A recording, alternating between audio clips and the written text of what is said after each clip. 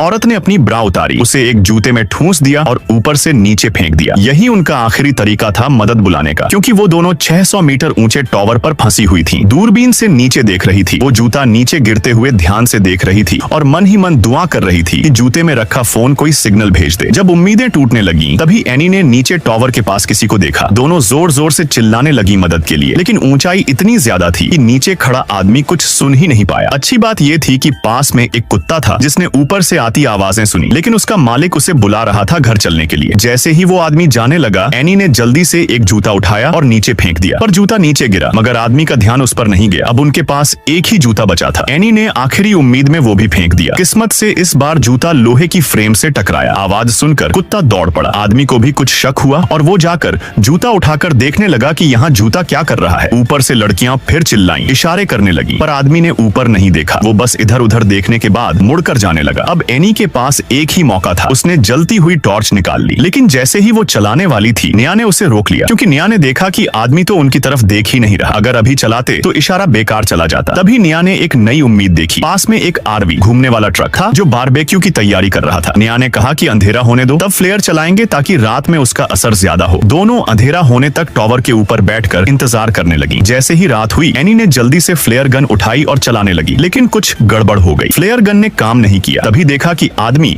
अपने आरवी में घुसने वाला था। अब अगर इशारा नहीं किया तो वो मौका भी चला जाएगा। एनी ने फिर से कोशिश की। इस बार फ्लेयर चमकते हुए ऊपर गया और आदमी का ध्यान खींच लिया। नीचे से निया ने मोबाइल की फ्लैशलाइट से इशारा किया। आखिरकार नीचे मौजूद लोगों को ऊपर से मदद की पुकार दिख गई। दोनों लड़कियां बहुत खुश हो गईं कि अब बचाव होगा, लेकिन जैसे जैसे वक्त बीतता गया, सारा जोश ठंडा पड़ गया। वो आदमी बचाने नहीं, चोरी करने आया था। उसने रॉड से उनकी कार का ताला तोड़ा और कार चुरा ली। ये सब देखकर निया गुस्से से चिल्ला पड़ी। उस आदमी ने ऊपर देखकर उन्हें गाली तक दी और फिर कार लेकर भाग गया। अब लड़कियां पूरी तरह टूट चुकी थीं। न बचाव हुआ, न कार बची, और सबसे बुरा, अब उनके पास मदद बुलाने का कोई और जरिया भी नहीं बचा था। अगर तुम कहो तो अगला पार्ट लिखूं और भी खतरनाक मोड़ के साथ।